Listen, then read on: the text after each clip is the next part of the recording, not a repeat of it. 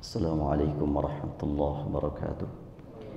Alhamdulillahi rabbil alamin, wassalatu wassalamu ala asyrafil mursalin Muhammadin wa ala alihi wa ashabihi wa man ittaba'ahu ila yaumiddin.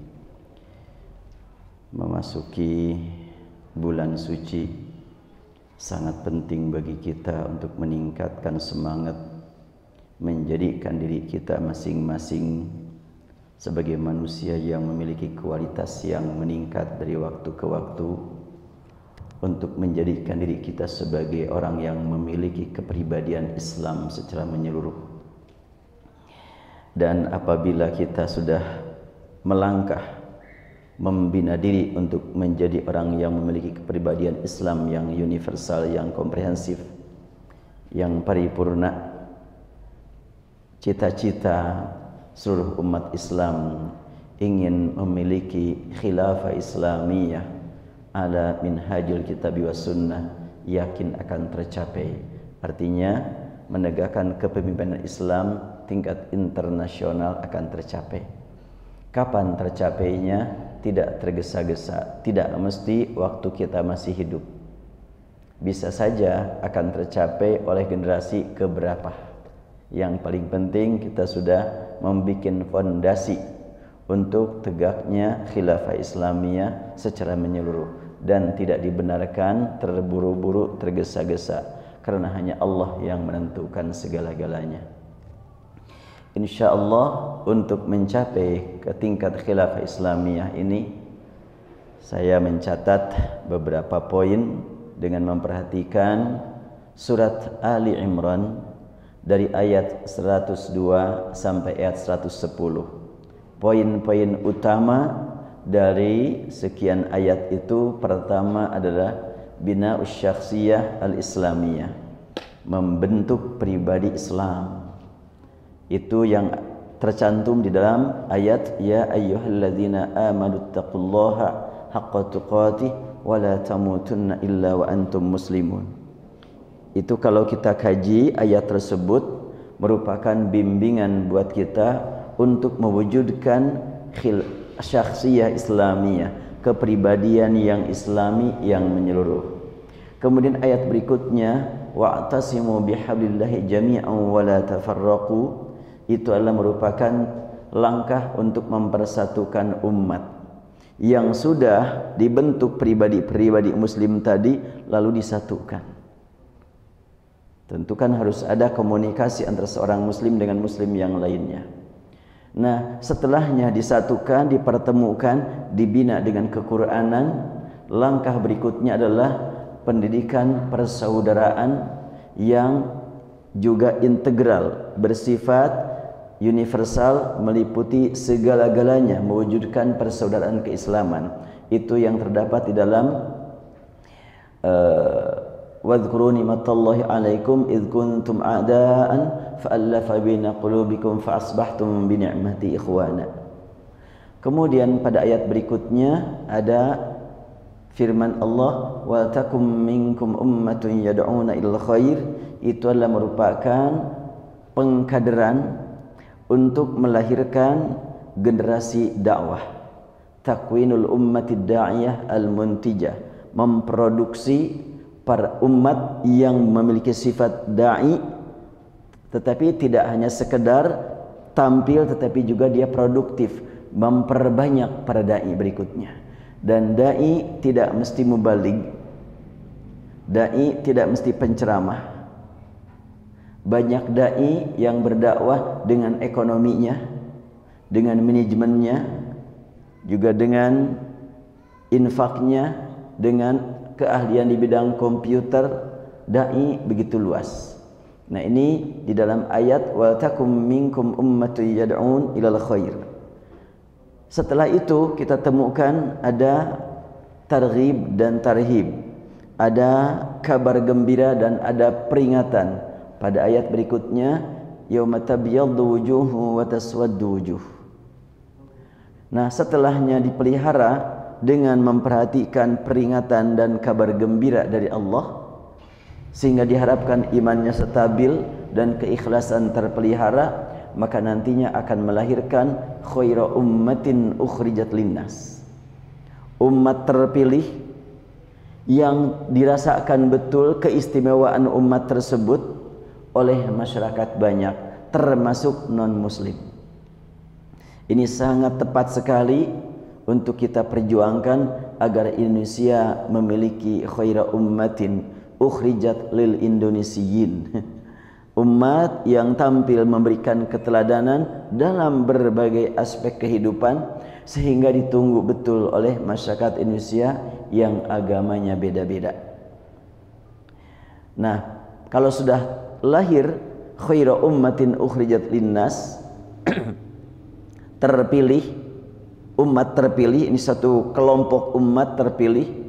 Kalau ekonomi paling jujur dan paling produktif, kalau umpamanya di kedokteran juga paling jujur dan produktif, kalau juga di berpolitik demikian, dalam bermasyarakat juga demikian, tentu dari lingkungan tersebut akan ditemukan pemimpin yang layak untuk memimpin umat. Pertama tentunya kan memimpin khaira ummah dulu, dan khaira ummah akan menjadi pemimpin buat manusia. Sebab untuk menegakkan khilafah Islamiyah zaman sekarang tidak semudah pada zaman waktu Rasulullah baru wafat. Pada waktu Rasulullah baru wafat, tentunya umat Islam masih bisa dikumpulkan pada saat yang sama di tempat yang sama. Karena memang belum berjauhan dan belum sebanyak sekarang. Hanya di Timur Tengah, Makkah, Madinah dan sekitarnya. Sehingga setelahnya Rasulullah wafat, langsung Abu Bakar diangkat menjadi khalifah. Enggak begitu sulit. Tapi kalau sekarang umat Islam sudah di seluruh dunia sudah mencapai 2 miliar lebih, tentunya tidak semudah yang dulu. Maka sangat diperlukan untuk mendekatkan khilafah Islamiyah itu adalah khaira ummatin ukhrijat linnas. Tampilnya satu umat yang memang menakjubkan masyarakat banyak. Kalau sekiranya berbicara khilafah terus-terusan, tetapi tidak ada program untuk melahirkan khaira ummah, hanya konsep terus tentang masalah khilafah, ya tentu sangat jauh untuk bisa tercapai. Dan beberapa teman sangat semangat untuk berbicara khilafah. Alhamdulillah, semangat tersebut adalah merupakan karunia dari Allah. Tentunya harus dikasih masukan, dikasih ilmu, agar tidak hanya sekedar semangat, tapi juga ada ilmu dan ada amalnya. Nah, untuk mencapai ke arah sana, mari kita kaji surat Ali Imran dari mulai ayat 102. Sebelumnya kita bacakan bersama-sama. Semoga dengan membaca, menggunakan lisan kita untuk zikir Al-Quran, Allah berikan kepada kita taufik hidayahnya sehingga kita dapat memahaminya dengan benar. Saya bacakan dan diikuti bersama.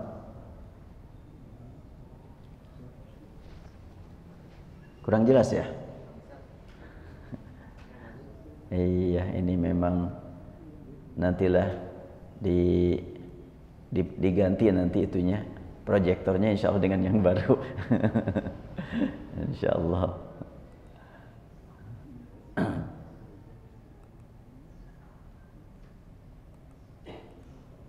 Ada perubahan? Iya.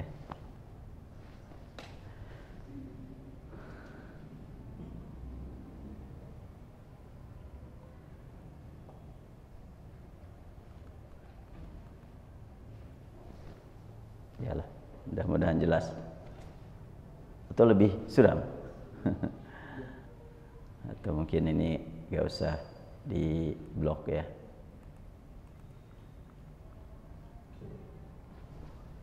Ya, lebih baik itu. Baik, kita bacakan. A'udzu billahi minasy syaithanir rajim. Enggak.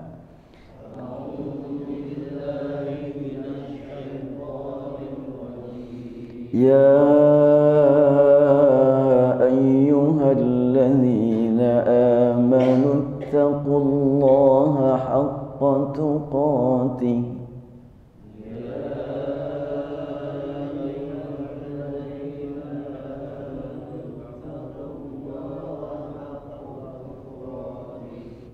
ittaqullaha haqqa tuqatihi wa la tamutunna illa wa antum muslimun.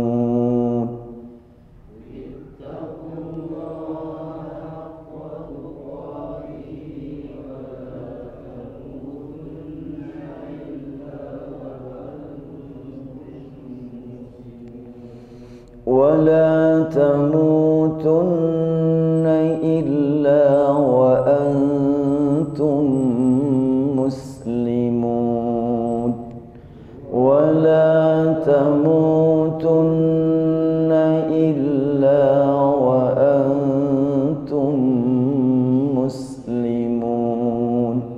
Diingat ada gunnah 3 tempat, jangan kelewat.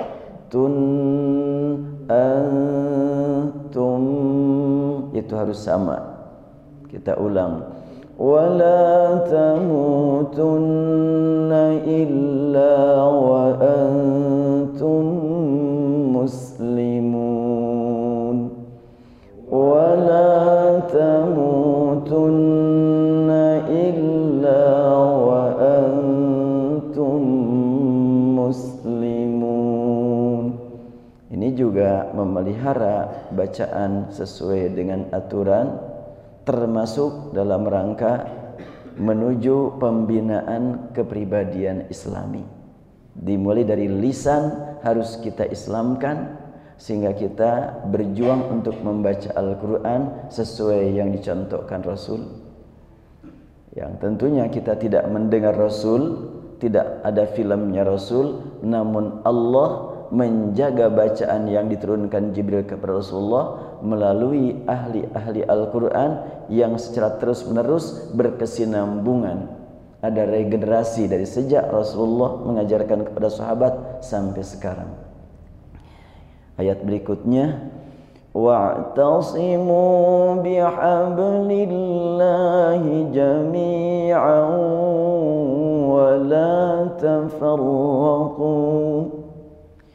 واعتصموا بحبل الله جميعا ولا تفرقوا واذكروا نعمة الله عليكم إذ كنتم أعداء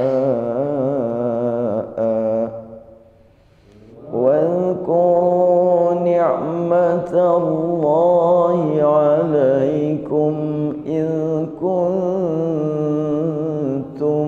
أعداء فألف بين قلوبكم فأصبحتم إذ كنتم أعداء فألف بين قلوبكم فأصبحتم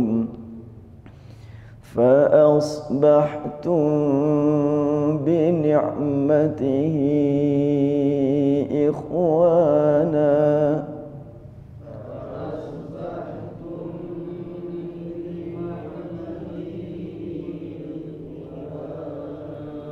Nah, diperhatikan di depan huruf mim tidak ada tanda matinya, memberi gambaran bahwa mim ini dibaca tanpa jelas.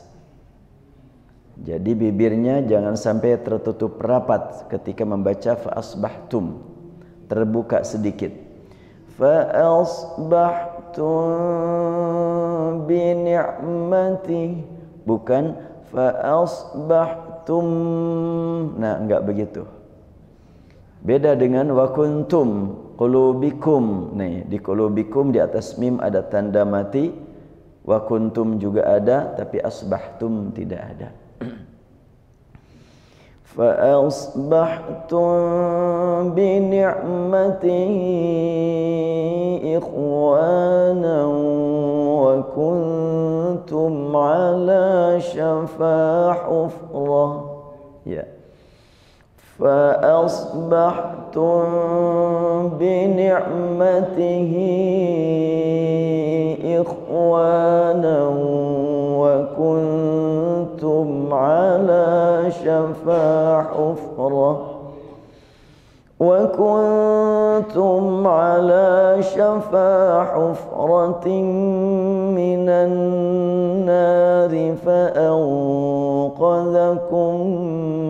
منها وكنتم على شفا حفرة من النار فأنقذكم minha. Nah, di sini diperhatikan pertama kun hufratim minan fa'anqadhakum. Nah, ada berapa tempat tuh? Itu harus seimbang, jangan sebentar, ada yang lama, ada yang sebentar, harus diseimbangkan. Kata guru-guru Maqdis, ditahan lama di apa itu kalau guru-guru masih suka begitu tuh kalau ngajar tuh lama ditahan artinya ditahannya lama gitu jangan lancar aja begitu diseimbangkan kita ungkapkan lagi wa kuntum ala syafa hufratin minan nari fa'anqadhakum minha. Seimbang ya.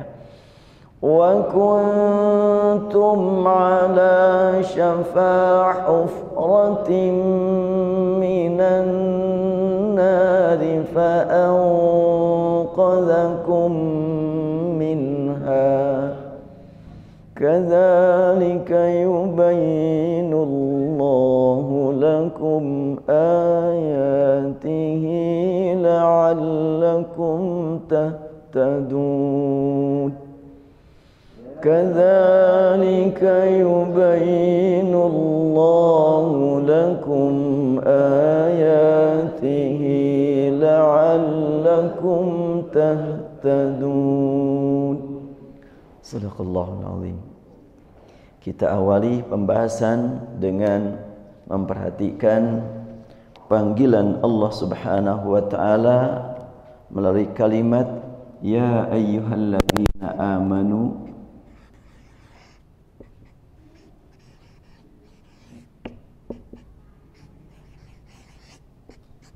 Ini adalah panggilan keimanan ditujukan kepada kita. Tidak semuanya manusia mendapatkan panggilan melalui ayat ini. Tapi untuk mendapatkan tugas memimpin dunia, maka yang dipanggil manusia yang beriman. Dan sebelum sampai ke tingkat panggilan ini, sebelum ayat ini, ada ayat yang menjelaskan tentang pentingnya melakukan perubahan dulu. Kaifa takfuruna billah? Bagaimana kamu kok bisa kufur kepada Allah padahal sudah dibacakan kepada kamu ayat-ayat Allah. Itu sebelum ayat ini. Jadi perubahan dulu dari kekufuran menuju keimanan. Nah, setelahnya diberi nikmat iman dan kita termasuk yang mendapatkan keistimewaan dari Allah berupa nikmat iman, maka kita harus mendirikan keislaman di atas keimanan ini. Bagaimana praktiknya? Kita perhatikan kalimat berikutnya. Wahai orang yang beriman, ini adalah panggilan kepada qalbu, bukan kepada otak. Karena iman terdapat dalam qalbu. Allah berfirman, "Walamma yadkhulul imanu fi qulubikum."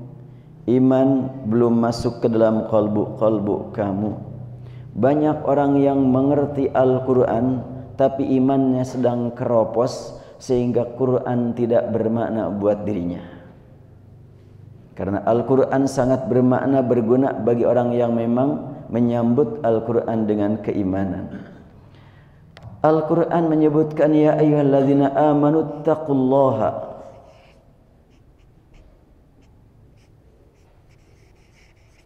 Ada lanjutannya, haqqa tuqatih. Bertakwalah kamu kepada Allah